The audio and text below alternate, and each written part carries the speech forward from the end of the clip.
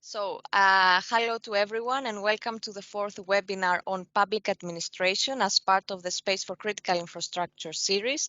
My name is Margarita Crisaki. I'm the Communication and Project Officer for Nereus, and today I will moderate this webinar, which is about how space can boost the preparedness of public administration in a number of threats and natural disasters that affect their critical infrastructure and, of course, put at risk the safety of their citizens.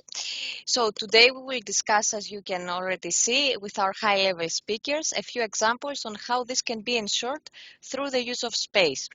To remind you, we already implemented the first 3 introductory webinars to give you an idea. We already had the webinar on the EU directive on the resilience of critical infrastructure. And starting from this webinar and the next to come, we will explore also how space can better monitor and safeguard critical entities in different domains, starting with the first domain, which is public administration. Also, to remind you, for this webinar, you may use the chat to pose your questions to the speakers, and we are constantly monitoring it. Before I invite our first speaker to the stage, Valeria, I would like to mention that these webinars are organized jointly by Nereus and EURISI. Nereus is a network of European regions using space technologies, and we are the only association that represents the interests of European regions towards the European space community. And of course, our mission is also to promote the benefits of space technologies for European regions. As part of this initiative, Nereus cooperates with EURISI, and maybe Cornel, would you like to share a few words about EURISI before I give the floor to Valeria? Sure, thank you, Margarita. So my name is Cornel Bogaert. I'm a project officer at EURISI, and EURISI is a non-profit association. So we're based in Paris at the premises of ESA, and we represent 20 space agencies and organizations across Europe. And so we also promote the benefits of satellite applications, so downstream space services, into wider society in a number of sectors, ranging from the maritime topic to smart cities, agriculture. And so we're indeed, it's a pleasure to work with you, so to work together with Nereus on this webinar series on critical entities. And so today indeed is a bit different than the introductory sessions, but I will leave that up to Margarita. So again, to all the participants also, please don't hesitate to use the chat, and we will keep that in mind. So thank you. Thank you very much, Cornel. And it's my pleasure now to introduce to you, as you already seen, Ms. Valeria Catalano. She is a Market Development Officer at EUSPA, the EU Agency for the Space Program. Ms. Catalano, we are very interested in learning from you more about the projects, programs such as Satcom, and the applications that are at stake regarding the security and safety critical missions and operations. The stage is yours. Okay, thanks a lot. Thanks for this introduction, and good morning to everybody. I'm Valeria Catalano, and I work in the Market Development Department at EUSPA. As said by Marchetta, the EUSPA is the European Space Agency for the Space Program. I think you can see my slides. Please just confirm that everything is fine, so I can go ahead. Yes. Fantastic. Yes, okay, so just a few words about EUSPA. We are in the European agency, European Union agency. We were born as a GSA, and we had in charge the GNSS programs. In particular, we had in our task, we had the exploitation of the EGNOS and Galileo programs, their security, and also the market development. But last year, we enlarged our activities with the additional ones. So from 1 year, more or less 1 year, we are in charge not only for the GNSS program, so Galileo and EGNOS, but also for the Satcom, that is the telecommunication program, security communication telecommunication program, but also for Copernicus, the Earth observation program. Okay. I work in the market development department, where, as you can understand from the name of our department, we are in charge of the market development of these space programs. And our activities are organized in several market segments. So, considering the critical infrastructure, as you can see from these slides, the critical infrastructure are split within 3 market segments, in particular infrastructure, energy and raw materials, and insurance and finance.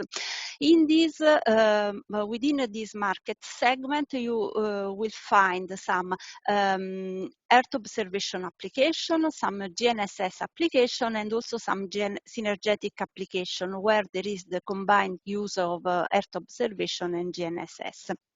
Of course, the critical infrastructure are the typical GNSS applications.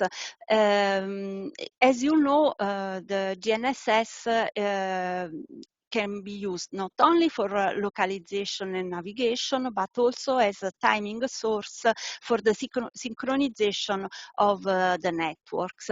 There is an European directive that defines the critical infrastructure as an asset that is fundamental for the maintenance of the vital societal functions, like, for example, health, safety, security, economy, and a disruption of one of these asset can have some significant impacts, and are considered critical infrastructure all the telecommunication application, the energy application, and the financial transaction and financial applications. And you can see from this slide that the typical telecommunication application are included under the market segment named infrastructure, the energy under energy and raw materials, and finance under insurance and finance. More details on each market segment, in particular on these 3 market segments, can be found in our website, because we publish a market report that is public, that is available. You can download from the website. So I invite you, if you want more detailed information, to download this market report.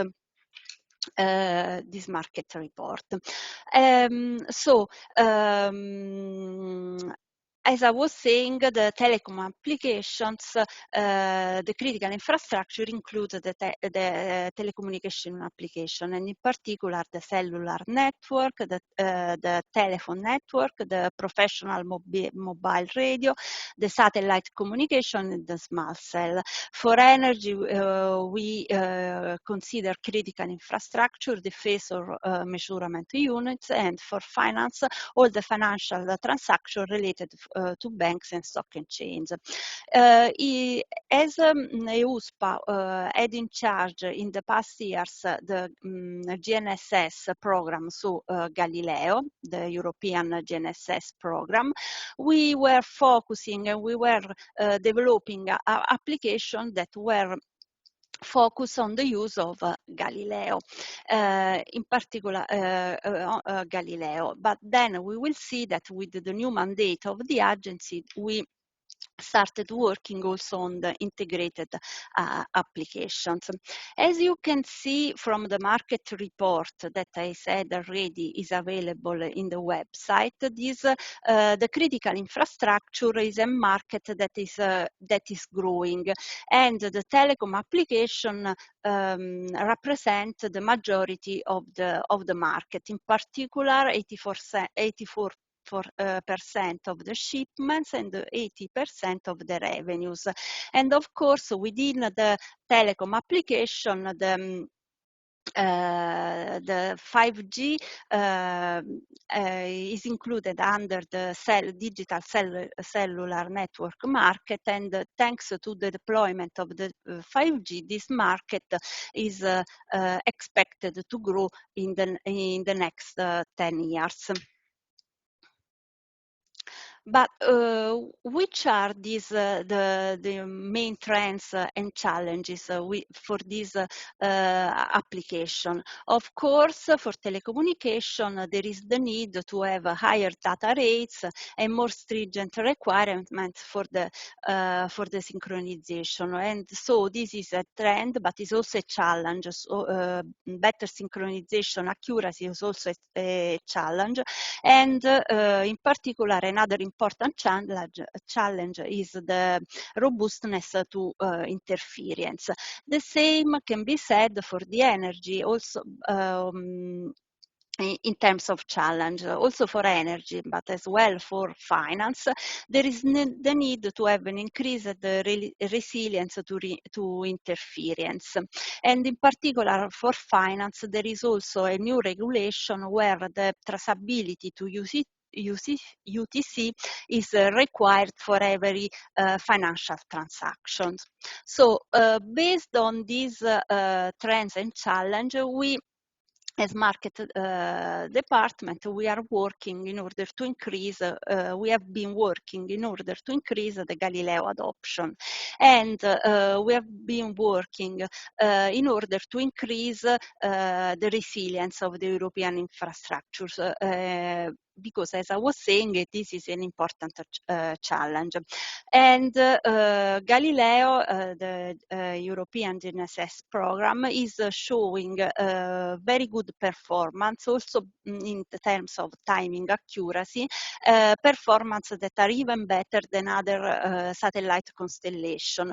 But if you consider the market penetration of Galileo, it's still the second or the third constellation of use after the GPS. So all our effort as market development offer is to increase this Galileo penetration. And all the projects that we have funded in terms of R&D have these objectives. To increase the Galileo penetration, and we think that also the deployment of the 5G and the fact that the market is growing will help us to increase the penetration, the Galileo penetration, especially in the telecommunication market. I will show you just two examples of projects that we have funded. One is root. You know that Galileo has important differentiator. One of these is the authentication, and this project root has objective the testing of the introduction of the Galileo authentication in the context of the 5G telecommunication network. The information on the project are available in the online. You can see here the link of the project if you want more information. But just an important aspect that I want to highlight is the fact that within the consortium that is developing a route, there is a telecom operator, an end user. So this is very important when there is the need to create a consortium and to apply to some calls and tenders for USPA. Is important to include an end user, because this will represent the fact that then after the development of the prototype, there will be the commercialization of the product and the real use of the product. Another important project that maybe is more interesting for you is this broad GNSS. This is an Horizon 2020 project. Is a pre-commercial procurement. What does mean a pre-commercial procurement? It means that the consortium is awarded and has as objective to procure in the case of broad GNSS solutions for the synchronization and monitoring of critical mobile broadband communication infrastructure for public protection and disaster recovery. This project, as well as the previous one, we think will contribute to increase the Galileo penetration. The consortium includes some public authorities, but also some private companies. They launched a request for tender that is currently open for submission of proposals, and the deadline is the 2nd of September. I really invite you to check in the website.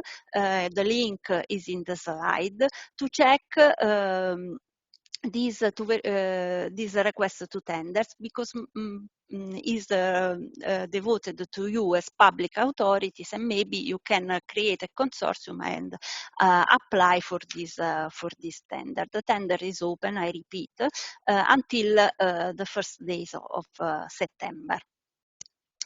But this was the past. Let's speak about the future. The future for EUSPA means that we will continue working not only on Galileos, but also on the new space programs that we have in charge, in particular Copernicus, GovSatcom, and in the last days we had in charge also the SST, satellite surveillance and tracking.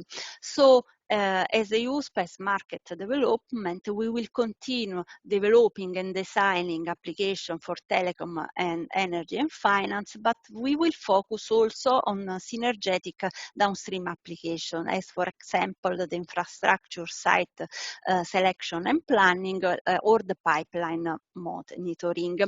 And an example of integrated applications for the critical infrastructure monitoring is shown in this slide.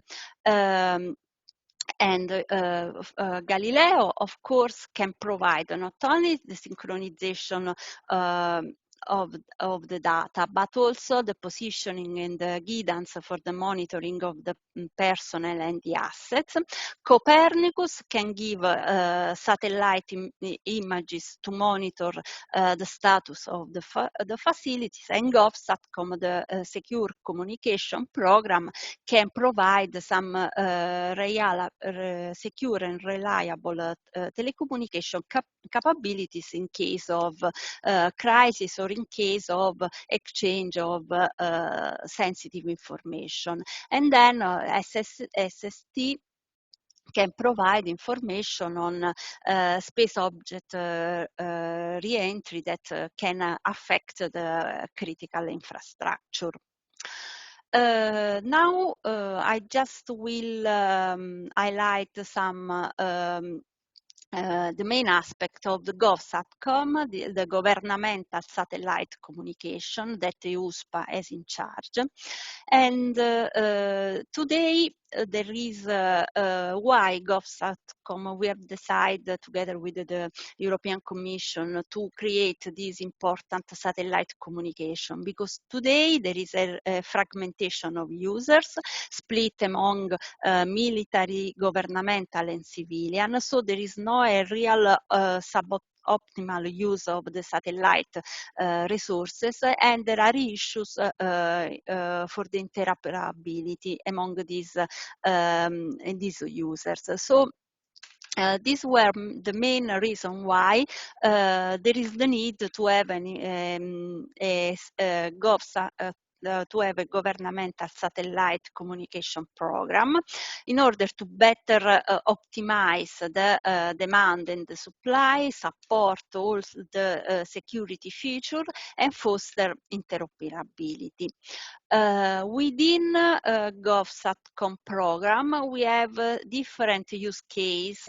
One is crisis management, another one is surveillance, and the third one is the key infrastructure, where within this key infrastructure we included not only telecom, energy and finance, but also the transport infrastructure, the space infrastructure, and also the diplomatic network for each member states and the European Union.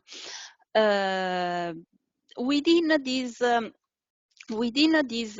GovSatcom, we have developed a project that is named ENTRUSTED, that is a project founded within Horizon 2020, and the main objective is of this entrusted project is to establish collaboration and coordination among the different satellite communication governmental users. So one of the main tasks of the project is the definition of user requirement, use case, and also user technology. The consortium is composed by several member states, plus in particular 13, and also 7 European Union entities. But I will finish my presentation here because I know that my colleague from Satcom will speak more in details about ENTRUSTED. Yes. So this is my last slide, and thanks a lot. I'm ready for questions. Valeria, thank you so much for your insightful presentation. I think we all got an idea on USPA's activities, projects and programs on critical infrastructure. And of course, you emphasized the great potential of Galileo and Copernicus on this matter. I would like to remind to the audience that they can post the questions in the chat, and we will take care of them in the next minutes.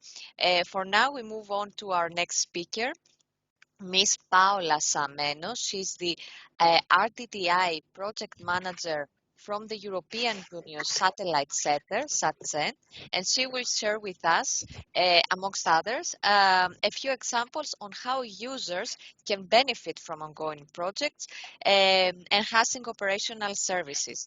Paola, the stage is yours. Thank you, Margarita, and thank you, Valeria. I hope you can hear me, no? If not, please. Yes, okay. yes. So, yeah, following Valeria's presentation, which was a very good introduction to ENTRUSTED, I'm going to go a bit more in detail on how within the project, ENTRUSTED, that is an Horizon 2020 project, we are working with user needs. So, okay. So basically, just a brief introduction of SATCEN and our unit. SATCEN is also an EU agency. It's located in Torrejón de Ardoz, very close to Madrid. And it's an agency working in the common foreign and security policy. So we basically support the external action service, providing Earth observation services. But on top of that, we participate in a number of projects with the main objective of supporting all the key research and innovation activities in terms of technology and also in the EU space program. And one of the activities that we are doing, or one of the projects that we are following is this one, is ENTRUSTED. So you have here in the bottom the main activities that we do. So I think that Valeria made an introduction. I just go a bit more in detail on what is ENTRUSTED and the objectives. So the project is coordinated by USPA, and the main goal, let's say, is well, there are two main goals. The first one is the identification of user needs and requirements, and the other one is to elaborate a research and innovation roadmap of user technologies. And for that, we need also to analyze the current status and the foreseen evolution of user technologies. So these are the three main objectives and how they are interconnected. So our task in Satcom is to coordinate the identification of user needs and the elaboration of requirements. So the first one, and we have to elaborate a user requirement document, which is now in preparation. So hopefully we can have it finished after summer. And right now we are interacting with all the partners to elaborate this document. So how are we working to let's say to get user needs and to engage final users? So basically in Entrusted, the consortium established this network of users, which is composed of the project partners and external collaborators. It's not a closed network of users. So basically, if you want to join, you can go to the project website and contact USPA, and they will give you the indication how to join the network of users. So today, the network of users is, as Valeria presented, composed of 13 member states, which are partners of the project, plus 2 others, which are external collaborators. And we have also EU entities, which can benefit, so can take advantage of these future secure satellite communication services in their operations or for their stakeholders. And you have well, today we are 7 EU entities in the project, namely Satcom. Well, I sorry because the resolution is not very good in the image. There is Satcom, the GRC from the Commission.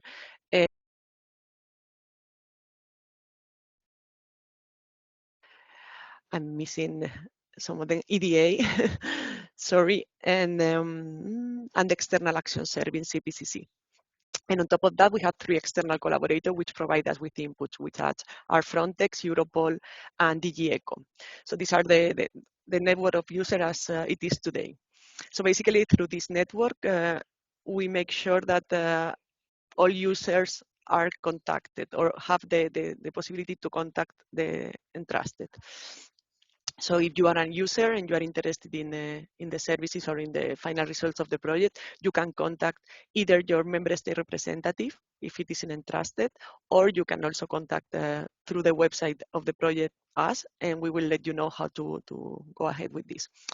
So through this interaction, what we are doing is to assess the different user needs of the different user communities that can benefit from future GovSatcom services, which are mainly communities of users working in border, in border surveillance and border activities or border authorities. We have also maritime authorities that also can benefit from these services. We have law enforcement bodies, civil protection, humanitarian aid stakeholders, military force, of course, and the EU external action, and also, and this is the topic of today, key infrastructure operators and managers, let's say, because it's not only the ones operating the infrastructure, it's also the owner of the infrastructure that can benefit from these services. So let's say that to get the needs of the user, what we did in the Entrusted is to run a new wide consultation in 2021. So it took several months. It was open to users, so they could answer, let's say, a survey, which was split into a survey for non-experienced users and another survey for experienced users. So basically, they could give different details to the future services, no, and so on. So through each of partner, let's say of the network of users, they contacted the final users, so police, border authorities, and so on in the national territories, and then they gather all the inputs and send them to us, and we we put them together and we are extracting the requirements from those inputs. Also incorporating the know-how of the consortium. So basically we take what users said, we analyze it, and we put that requirement for the future services. And this is where we are today. So basically this process that you see in the picture will end with the delivery of the document, which is the D2.3, but it's okay, this is a naming convention of the project, which will be the user requirements document. So the survey was quite, let's say, performing good because even though we identify more than 450 users, and at the end, as you know, when you have a survey, it's not very easy to get people answering because, okay, you need to motivate them. But still with this, we get 155 questionnaires, individual. So we are taking the input from all these users. So you can see here, because Valeria presented before the use case families, and you can see the interest of the user answering. So there was like a big interest in crisis management because, of course, the actors that were participating were very involved in this. But there is also a high interest from key infrastructure operators and managers. So you have 26% of the answers that were related to that. So basically users that expect to use secure satellite communication services for their operations. I will go to the next slide. So just a brief overview because of the satellite communication service. So how users are expecting to benefit from these services. So basically you have here what is represented here like a telecommunication satellite, no? And you have the terrestrial network to control the satellite and to receive and transmit data, and then you have the final user segment. So basically the user can benefit in a bunch of different ways, because it's a satellite communication can always either complement or be the main resource to perform communication between different actors, no? And this is what we call the user segment. I think that Valeria already presented this. So these are a summary or example of which are the critical infrastructures that are considered, no, so far. So at least the one that we identified that can benefit, and always keeping an eye on the public administration, because at the end, these critical infrastructure are the ones that are affecting the public interest. So basically, we have transport infrastructure. So you have a air transport, road transport, rail transport, maritime transport. So these are like infrastructure that are key for the society and for public entities. Other, let's say, infrastructure that is very important is space. So basically, we need to see how secure satellite communication service can support the operations and the protection of a space infrastructure. So basically, we put a focus on the space segment, but also on the ground segment, and also in the synergies between different services. So basically, how can we find synergies between Galileo and EGNOS and the future of Satcom? So how these services can, let's say, enhance each other. Then we have also some infrastructure related to the institutional communications of the European Union, which incorporates the Europol communication network, all the diplomatic activity, and the ECO, the DG ECO offices that are outside Europe and need to have a solid and stable communication capacity. And then we have what we call, because initially they were not identified, but then through the process we identify other infrastructures that that could benefit from GovSatcom. And these are like, for instance, finance infrastructure, so the networks, how we can support with this. We have also energy grid, so how to use like, and I didn't say, but in this other infrastructure, basically, secure satellite communication services will serve as a backup. Okay, it will be like a backup service in case that terrestrial network are not working. Well, I will go to the next slide because I think that I have here like a more detail. So you have here the key infrastructure that I just presented. And in the last one, you have all these infrastructure that are benefiting from GovSatcom as backup communication links. So basically the energy grid, oil and gas platforms and distribution networks, all these chemical, biological, radiological, and nuclear weapon infrastructure, which are also needing these services. Then we have prisons and finance, ICT, and telecommunication network. And how this, let's say, critical infrastructure can benefit from GovSatcom is different from each of them. So basically, for some infrastructure, like for example, maritime infrastructure, these secure satellite communication services will be the main communication link, because you know that they are in remote areas and basically they will need this service, no, because the terrestrial network are not available. But also, as I said, in this other infrastructure, it can serve as backup communication link. Then another service that can be supported by satellite communication is these backhauling services. So basically, we have to transfer the traffic of the network through an alternative communication mean, let's say. And also, as I said, in the case of space, as inter-service synergy. So basically, how for instance, here at Satcom, we provide the Copernicus service in support to the external action service. So how we could benefit from this secure satellite communication to provide our geospatial intelligence product to the remote missions and operation or missions that are in the field. And they don't Paula, have. Paula, sorry to interrupt you, because we would need, due to time reasons, we would need to fasten up a bit. Okay. Maybe you can close your presentation with 2 sentences, and we will come back to you with questions, because we already have some questions in the chat. Okay, yeah, I basically was finishing. So basically, I just want to say that we still are facilitating user uptake activities. So even though for those that are not familiar, you have free online training, which is quite good to get introduced to secure Satcom. You have the link here, and you don't have any final exam, so you can just take it.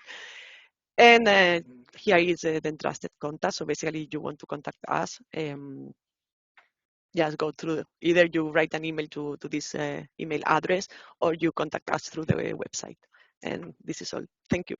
Thank you very much. Thank you very much, Paula. So very interesting your presentation, especially the Entrusted project. Myself, I have many questions, but I think I will give the stage to the priority to the chat, to the questions for the chat. Let's start with the last question from Mirko from Veneto region. It's also a member of Nereus. He asks, regarding Entrusted and GovSatcom, may regions play a role or only states are considered users? No, as I said, the states, the member state representative are represented national users. So if you are interested, you can write us in the project website, and we will put you in contact with your focal point. So to see how you can interact with the Entrusted. Thank you very much. And maybe to the next question, we can include also Valeria. It's from Yes. Miss Kinga Kruczewska. What are the next steps for USPA concerning secure Satcom, GovSatcom, and what we can expect in the upcoming year or two? Yes, for sure. We will be launching many R&D programs and related to Horizon Europe, and also fundamental elements that are the 2 main important R&D programs that is managing USPA. But in particular for GovSatcom, I invite you to always consult our webpage, because there will be all the information, because we will launch new R&D calls soon, explicitly focused on GovSatcom. Okay, thank you so much. And maybe one last question before we move to our next speaker. Maybe very shortly, if you could please elaborate on the connection between space situational awareness, so the SSA program, and critical infrastructure. As you know, SST and SSA was a new activities that EUSPA is managing, but it's a very new activity, in the sense we had the mandate to manage also these tasks in the last weeks. So we are working we are working on this, and in the slides I just highlighted some example, but we are working on it, and we will be more detailed in the future with the new activities on this program. Yeah. I can complement from a technical point of view, because at the end there are some use very cases. shortly, Paula, Yeah. because we need to run to the next. Yes. Yeah, basically the synergies that are identified in today are how, for instance, databases or services to provide collision services or debris or something like that, how they can use satellite communication as backup in case that terrestrial communication are not working to communicate to different databases around the world. Because as you know, SSA is a international activity, so basically they are cooperating also with other states. so this is That's this is Mhm. from the technical perspective. Thank you so much. We will come back to you, of course, at the end of the webinar. Now, maybe it's the time to introduce our next speaker, Mr. Massimiliano Artieri, who is a Business Development Manager, Government and Security SBU at Planetech Italia. And he will share with us a civil emergency case from Puglia region in Italy. So it's quite interesting. It's a concrete use case example. And if there are public administration actually in our audience, maybe they can take some notes in and participate in the discussion afterwards. Massimiliano will speak about how the use of remote sensing techniques can improve the monitoring of hydrological problems in Puglia. And the case you are going to talk about is the one of ASSET. ASSET, for those who don't know, it's the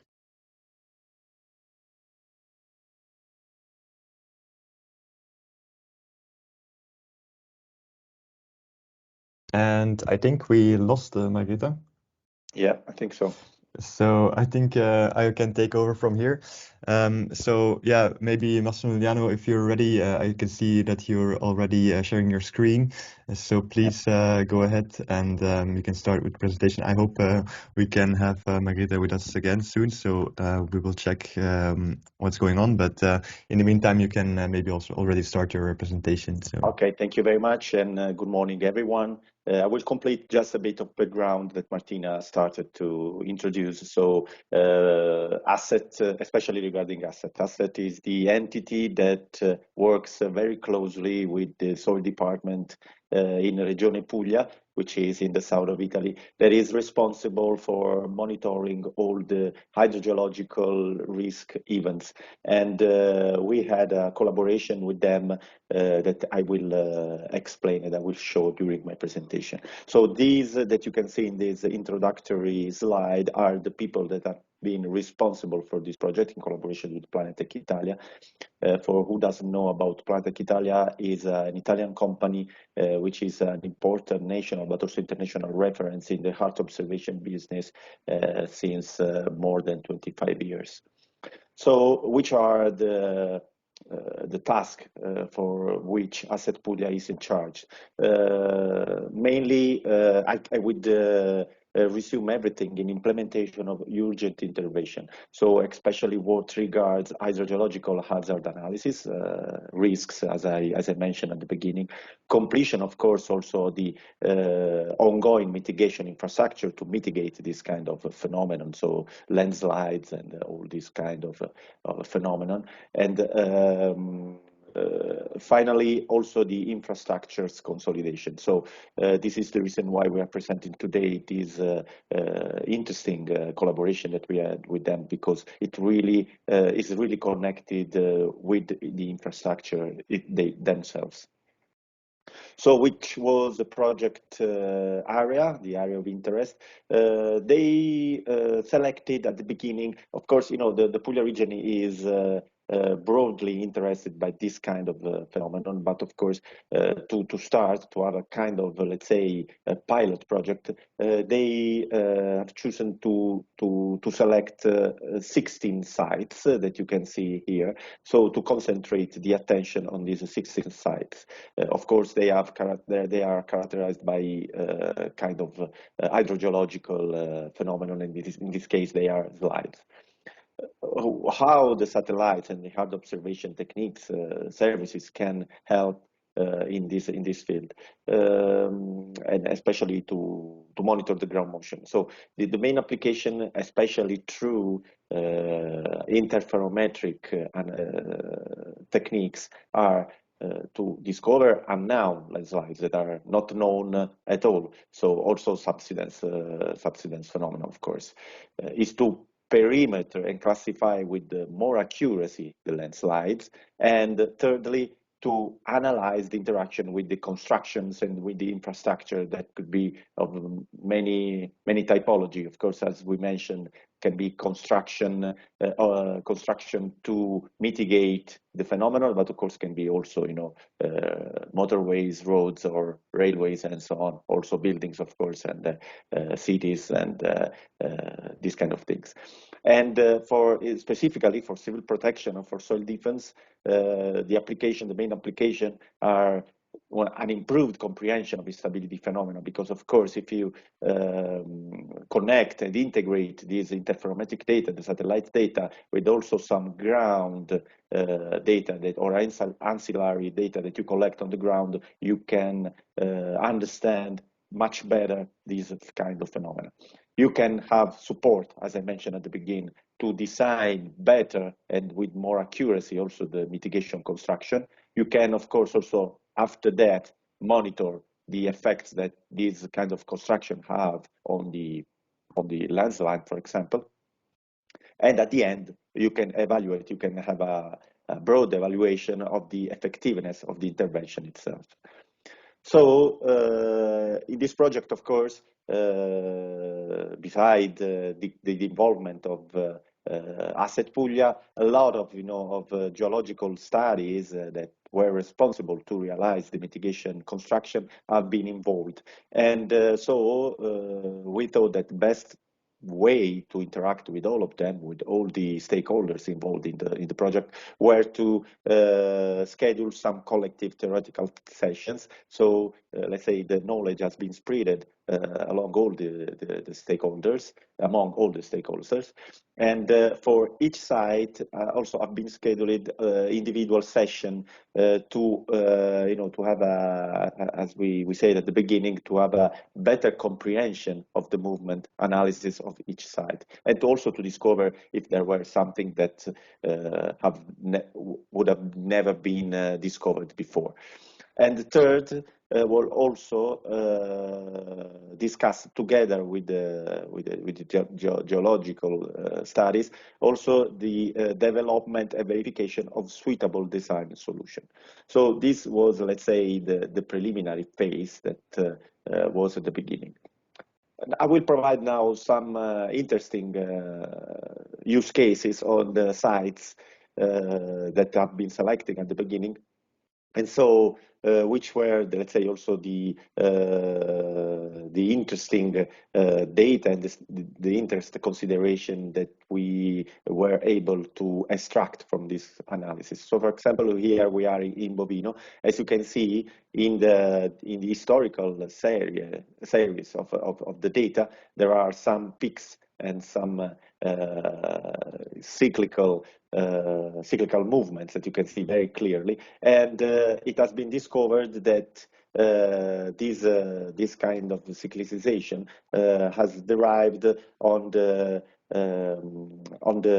multi-aquifer fed, and of course it was also dependent on the rainfalls.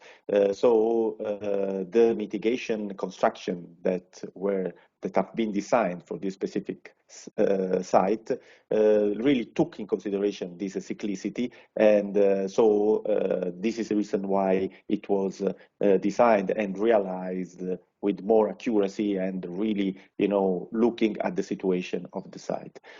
Same thing has been done for Celle di San Vito site, and you can see here. So you can see how an area recently stabilized with a construction continues also to exhibit notable movements. So in this case, for example, we were monitoring especially the post-construction phase. So tools as reticus displacement. Reticus is the name of the platform that Planetech designed for the interferometric phenomenon, are really important and really fundamental after the construction, because you can see, for example, in the football field that you can see on the left side of the screen, how is still characterized by strong movements. You can see the red points, let's say, that are let's say witness of this strong movement. So probably if we had the possibility to have this information be known during the construction or before making this kind of construction, there would hardly have been a football field there. It was not possible to, you know, to design and to realize this football field. So proceeding and also looking to the future of this the prosecution, let's say, of this project, it has been clear that if due to the nature of this project, so 16 sites that were very localized, but yeah, you can imagine if we are going to do more wider analysis to all region, as in this case, as in the slide is displayed, for example. So in this case, we are in Regione Friuli Venezia Giulia, and you can see that we are covering an area of about 8,000 square kilometers, and we have something as 12,000 points to analyze, and so it would be very, very difficult also for who is very expert in analyze this kind of data to, you know, to really rationalize the information and to look into this mess. So the next step is, of course, to rationalize this huge amount of data and to make it readable for who is going to take the decision. So the next step is really to divide the area of interest in shells, so we can pass, as you can see, from 12,000 points to 111 cells, so it has been really rationalized, and you can focus really only on 128 priorities instead looking at 12,000 points, which is really crazy. And this is the interface of, let's say, the evolution of the system. So from reticus displacement, which is only displaying the points, to reticus safeland, which gives an overlook of the entire area, just allowing me to rationalize all the information and focusing on the area which really needs some attention. And of course, also this, let's say, prioritization of the area does not take care only about the ground movements, but can be also connected to other attributes, as for example, the presence of buildings or presence of infrastructure, sensitive infrastructure, for example, motorways or railways, and also changes of land use that we can detect with Earth observation techniques. So this brings me to the end of my presentation. These are my contacts if you are interested to go deeply in the topics or in the techniques and everything you need. And hope it was clear, and I'm open for any question. Thank you very much, Massimiliano, and apologies for the interruption before. There were some technical problems, but I'm back. However, I still cannot see the chat, so maybe I need the help of Cornel, if he's still online, in case we have any questions to Massimiliano. Can you see Cornel with... Yes, I'm still here. So for now, we don't have new questions in the chat. Okay, so maybe I can ask one question to Massimiliano then. Your presentation was very insightful, Massimiliano, in many ways. You referred to techniques regarding interferometer and so on. However, a question that might be interesting also for the public administration, it's the challenges. What are the challenges? And if we, what are the techniques and applications regarding such as reticus that can be used in a multi-departmental way? Yeah, thank you for your question, Margherita. Yeah, indeed, the questions, the two questions that you made are really connected with between them, because I think that one of the challenges of the application of this, especially for, let's say, the evolution of the project that I showed, so reticus displacement, is probably a multi-departmental use, or sometimes also the use between different entities inside within the same territory, the same region. So, for cultural probably barriers, especially in Italy, but I guess also around Europe, it's very difficult sometimes to make work this kind of collaboration, cooperations between different departments within the same region structure, but also within different entities. So I would say that definitely the most challenging task that we have to face in the future is to let's say allow and habilitate this kind of collaboration, cooperation between different departments, different entities that should talk between them. So in our opinion, I think that also Planetech can act as a kind of facilitator to make easier this kind of exchanges and this kind of cooperations. Hello? Thank you so much. Yes, Okay. yes. You're still there. Also, something maybe Massimiliano would be interested to hear about. I think you didn't mention that in the presentation regarding the procurements. What's the role of procurements in that case? Maybe you can share a few words here. So yeah, in this case, of course, the role of uh,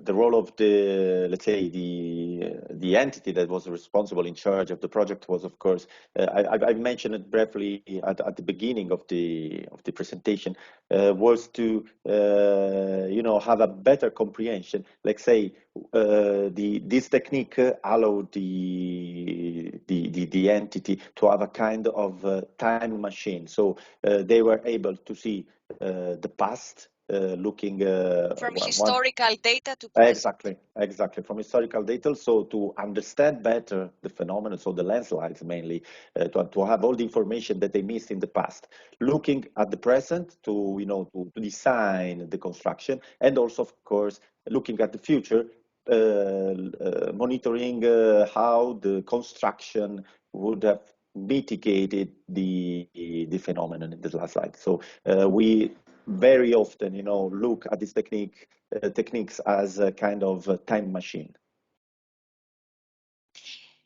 Thank you very much, Massimiliano. Do we have other questions in the chat? Otherwise, we can close. Maybe Cornel, you can confirm Yes. that. So no further questions in the chat, but I just wanted to come back to one of the earlier questions Sure. Related to the space situational awareness, because that's interesting, because actually so the newly proposed directive, the scope is enlarged to 10 different sectors. So public administration is one of them, but space is also one of them. But actually, the space segment is only, in the directive, it will only apply to the ground segment of space. So only the ground infrastructure. So that's, if you're interested in that, that's definitely something that we will also discuss later on in one of I think it's actually the last session of our series. So again, I will link here in the chat the event page for our future sessions, so there you can find an overview of what we still have in store. But maybe Margrethe, you want to elaborate a bit on that? Yes, so I think thank you, Cornel, for that. And with your comment, we can close actually. Our next webinar will be in September. The final date will be announced in the next weeks, together with the description and the agenda. There will be a follow-up of this webinar, and in this follow-up, we'll also provide more information about the next webinar. I would like, before I close, to thank all the speakers, Paola, Valeria, and Massimiliano, for their great contribution. I think there are many questions, but unfortunately it's a 1-hour webinar. However, we'll provide your presentations to the participants afterwards, and there they can find the contact details and they can get in touch with you. So I would like to thank you very much for your attention. This is our last webinar before the summer break, and thank you very much for your participation. And see you soon in September.